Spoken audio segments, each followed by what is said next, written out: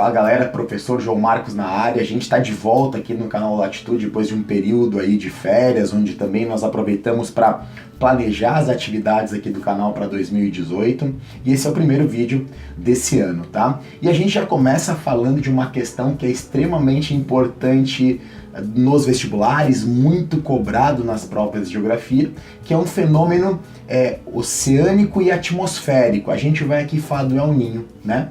Vamos buscar compreender o que é o El Niño, o que forma esse fenômeno e principalmente quais são as consequências dele para o nosso país, tá? Então vamos lá. Primeira coisa que a gente precisa saber, o que de fato é o El Niño. Quando que eu tenho a existência desse fenômeno? Ele aparece toda vez que nós temos um aquecimento acima dos padrões da normalidade para as águas superficiais do Oceano Pacífico, sobretudo numa região que nós conhecemos como Pacífico Equatorial, né? Que banha ali a costa do Peru. Naquela região nós temos esse aquecimento, tá? O que faz com que a gente tenha essa elevação de temperatura naquela região? Isso depende de uma condição atmosférica. Nós temos ventos constantes, ventos globais, que sopram da região tropical em direção à região equatorial, tanto do Trópico de Câncer em direção ao Equador, quanto do Trópico de Capricórnio em direção ao Equador. Os ventos alísios, eles perdem intensidade, e aí faz com que não haja mais o deslocamento dessas águas superficiais do lado americano do Pacífico para o lado da Oceania. Ou seja, esta água ela fica mais estagnada. Se ela fica mais estagnada, ela sofre com aquecimento nessa região equatorial, né?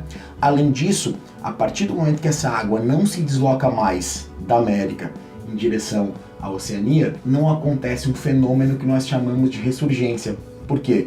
Quando há esse deslocamento, então sai a água superficial e essa região é ocupada por uma água central que vem de áreas mais profundas e, portanto, uma água mais fria, mantendo as temperaturas dentro do padrão de normalidade. Uma vez que os ventos alísios perdem intensidade, a água fica mais confinada, mais estagnada, não rola mais a ressurgência, não temos mais a ascensão desta água superficial e a partir daí um aquecimento dessas águas que vai gerar o fenômeno El Niño, né? Uma coisa importante para falar para vocês sobre os ventos alísios, tá? Esse deslocamento ele não é perpendicular à linha do Equador, não sai do Trópico de Câncer perpendicular ao Equador, nem do Trópico de Capricórnio perpendicular ao Equador. Nós temos os alísios de Nordeste e os alísios de Sudeste. Nós temos uma distorção na circulação desse fluido por conta do movimento de rotação da Terra, que acaba alterando o comportamento de grandes massas oceânicas e também acaba alterando o comportamento da atmosfera, ok? Consequências do El Niño para o Brasil, né? O que esse aquecimento das águas do Pacífico acaba gerando para o nosso país? Duas consequências são bem importantes. A primeira delas, aqui no Centro-Sul, nós temos uma quantidade maior de chuvas e temperaturas mais elevadas nos meses de verão. Perfeito? Isso pega ali a região sudeste e região sul do Brasil. Mas a consequência mais importante do El Niño para o nosso país é a intensificação da seca no sertão. Atenção! O sertão não é seco por conta do El Niño. Eu estou falando que essa seca se agrava em anos que nós temos El Niño. Por quê? Em anos de El Niño existe um deslocamento da zona de convergência intertropical.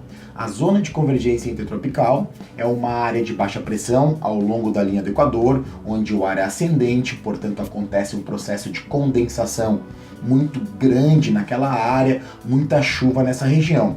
Como eu falei para vocês, ela costuma ficar sobre a linha do Equador. E isso faz com que, eventualmente, escape um pouco de umidade dessa região em direção ao sertão brasileiro. Quando nós temos o El Niño, a zona de convergência intertropical é deslocada 10 graus em direção ao hemisfério norte, o que afasta essa possibilidade de escape de umidade da zona de convergência em direção ao sertão brasileiro, ou seja, temos aí agravado o cenário de falta d'água. Geralmente, isso os dados mostram pra gente, né? A estatística mostra isso pra gente, sempre que temos grandes episódios de secas muito severas no semiárido brasileiro, está associado aí a também sendo anos de ocorrência de El Niño, né? Então uma coisa está completamente relacionada à outra, tá? O El Niño ele não tem uma periodicidade bem definida. Esse fenômeno ele varia muito dentro de escalas temporais, às vezes acontece a cada 2 anos, a cada 3, a cada 4. Então a ciência ainda não conseguiu entender como se estabelece a periodicidade desse fenômeno, é uma das interrogações que nós precisamos responder, né? E uma outra coisa que é extremamente interessante é que, além de um aquecimento das águas no Pacífico, nós temos o fenômeno inverso, nós temos a Laninha. A Laninha é um fenômeno onde nós temos o resfriamento das águas do Pacífico. E aí a perspectiva é contrária, né? Se no El Niño as águas são aquecidas por conta de uma diminuição de intensidade dos ventos alísios, automaticamente a gente entende que na Laninha o resfriamento acontece porque os ventos alísios ficam mais fortes, empurram mais água, permitem uma ressurgência de uma água central ali no Pacífico com maior efetividade, e aí diminui as temperaturas abaixo do padrão da normalidade, tá? Então nós temos o El Niño e Laninha. Nós falamos mais do El Niño porque o El Niño ele acaba tendo consequências mais severas, sobretudo para o Brasil, como a gente acabou de falar, e atingindo de maneira bastante significativa o sertão brasileiro. Eu fico por aqui, sempre pedindo para que vocês se inscrevam no canal, deixem um like aí no vídeo, porque vem bastante coisa pela frente e 2018 promete ser um grande ano aí dentro das atualidades e dentro da geografia. Um grande abraço e até a próxima.